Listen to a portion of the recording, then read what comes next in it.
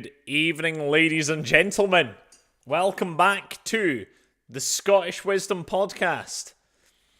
I don't know if that's a good tune actually or not. A good name even. Maybe it's just the Jack Christie show. But we're still continuing on these live streams, seeing if we're working through these. Ooh, apologies. And we've already got one viewer then, like very much like that. A little bit of a delayed broadcast today, because most importantly, what I'm going to be talking about is the Traitors. I've just been watching the Traitors. Let's debrief this. Episode 3, Carnage. Don't know if you've seen it all. If you've just seen it already, there's already conspiracy theories out. There is James's name on one of the letters, and who voted James in very similar handwriting? Roxy. So there is suspicions of Roxy if you have got through that. We've also got suspicions of, where was the one I've already seen on Twitter? Ellie chucking her name in, saying secret traitor. Ellie saying, don't want to look like a secret traitor as a faithful who don't know about a secret traitor. Suspicious wording, isn't it? Yeah, so very good episode, obviously. We're hopefully going to find out the identity of the secret traitor in episode 4. It's a bit annoying that we have to wait until Wednesday. But connections to Scotland. Well, obviously, the whole thing is set in Scotland at the beautiful Ardross Castle in Rossshire, close to Alness. Now, on a quick Google Maps, as I can show you here, Ardross Castle, we have, if you zoom out, Ardross, if you don't know where it is, Ardross Castle is close to Alness on the Cromarty Firth, and which is sort of in Rossshire between Tain and Dingwall. Okay, Ardross is sort of off the beaten track, close to between the road between Alness and, well, sort of Ardguy, Bonner Bridge area. Okay, very over the hills, and Ardross is sort of tucked away in the back there. Now, I will mention one of these lochs later on, which is actually in close proximity, but the castle, Ardross, was a 19th century pile, and it's set in 100 acres of gardens and parkland near Easter Ross town, as I said, of Alness. Property was built more than 170 years ago in a Scottish baronial style, a type of elaborate architecture featuring complex roof lines with turrets and fortress-like battlements. More than 200 years ago, long before the castle was built, the land at Ardross was owned by George Granville Levison Gower, the first Duke of Sutherland. He had a hunting lodge on the site where the castle stands today. Now, the main Duke of Sutherland stays at Dunrobin Castle, which is just north of Galsby, where, coincidentally, I've been working this past year. Good evening, Mr. Moore. Giving a little trial run about the Traitors, if you're a big fan of the Traitors. If not, I wouldn't bother listening to this, being honest. Elliot, how are those legs, man?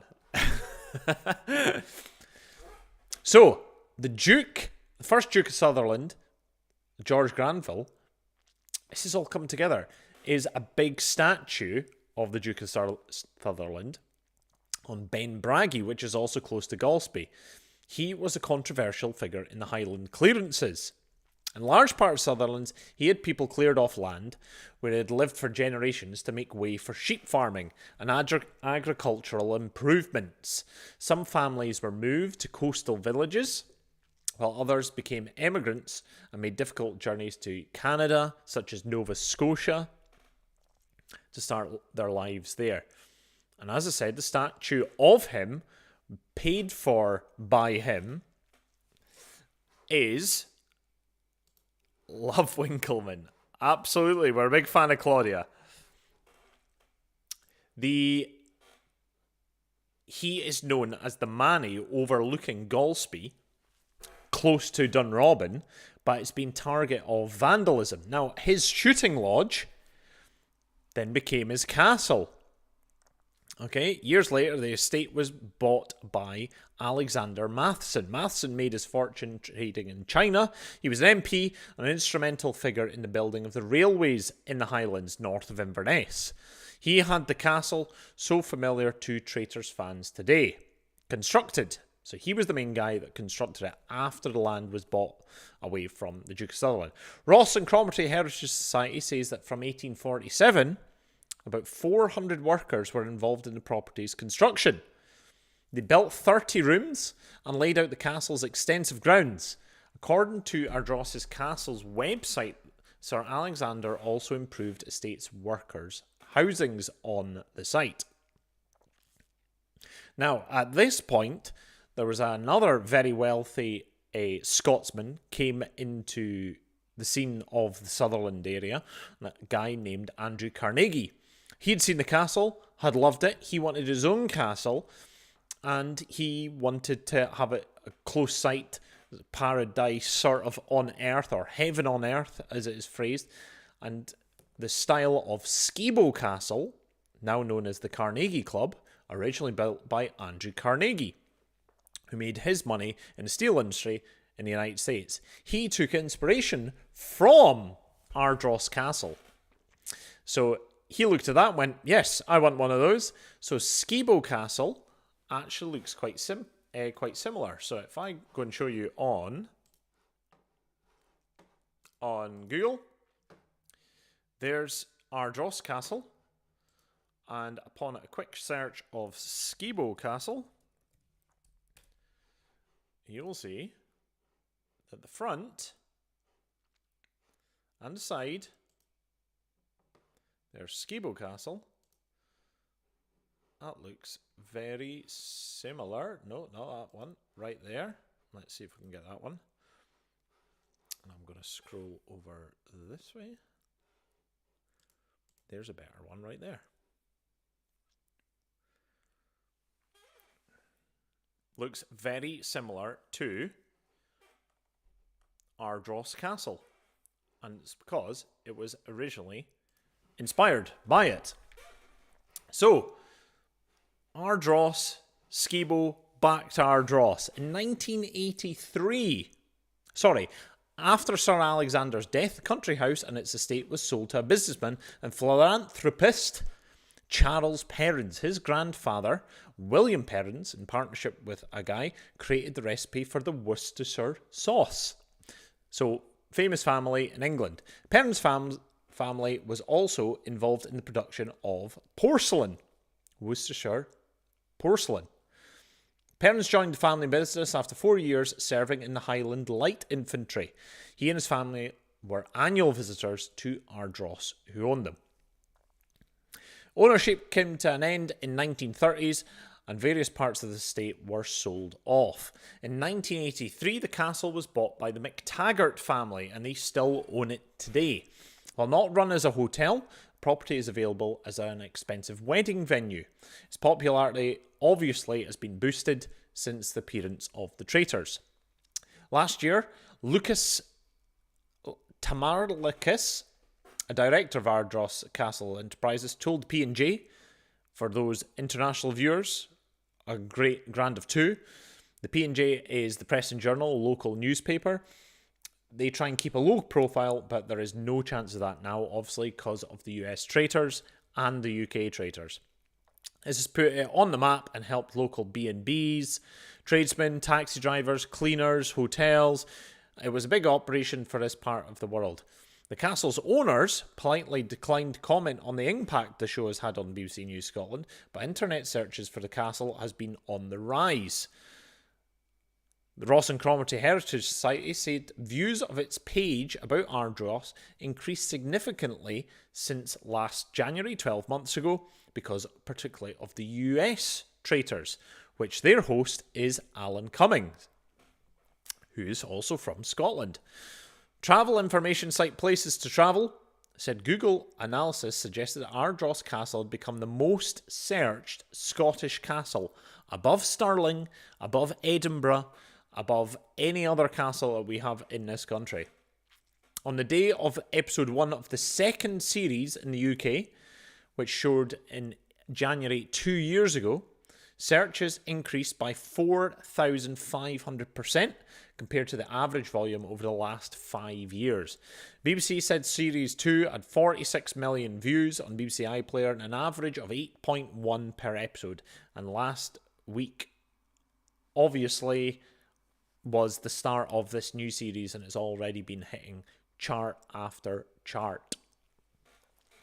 So, Ardross Castle, Scottish. You can actually go and visit, not on site, the main door, but you can actually visit different parts of the estate or just go off the estate.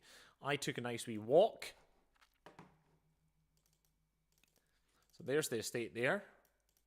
They were actually recording this series when I went for a walk earlier in the year when I was living up there. Now, rather coming into the main gate along here, let's just move that over here. Rather than coming in through the main gate along here, which is where we see the Land Rovers come through, what I had to do as the public, we had to go up this road, and I actually parked up here. There's a nice wee parking spot. You can come down this road. This is a walking path, and this is actually technically part of the estate. There's the walled gardens, some of these fields, yada yada yada. Now, you can walk through here, and actually there's part of the Traitors, the forest, where there was that old hut in Series 2. You can actually go and visit it. So it's Series 2, the little hut where there was all the toys in it. It's there. And then you can go over the bridge, and you can walk all the way up the top of the hill, all the way up the top of the hill, all the way up the top of the hill to about here. And that's where you can get the view across the whole site, which is where yesterday's episode, where they started the chairs, let's go back to that bit there, started here. They had to go down the path, they had to go all the way down the hill, round the corner, up the path, back to the very beginning. That was yesterday's episode. So, Ardross Castle, Scottish, troubled upbringings, but beautiful castle, and it's about Scotland. Thought it would be a little fun fact for you. Episode 3, obviously massive. Who is the secret traitor? I do think it is Ellie, personally, but hope you enjoyed this one, and we will see you in the next stream.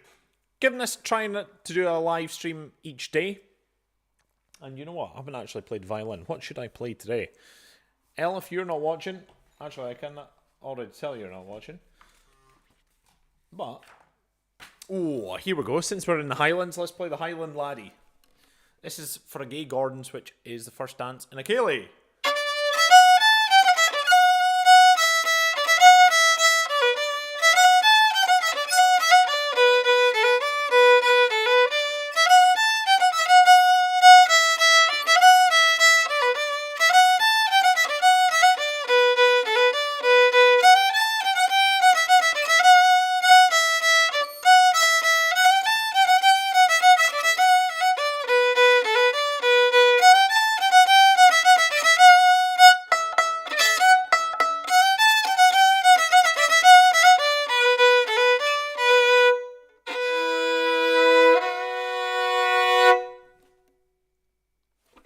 There we are. Thank you very much, folks.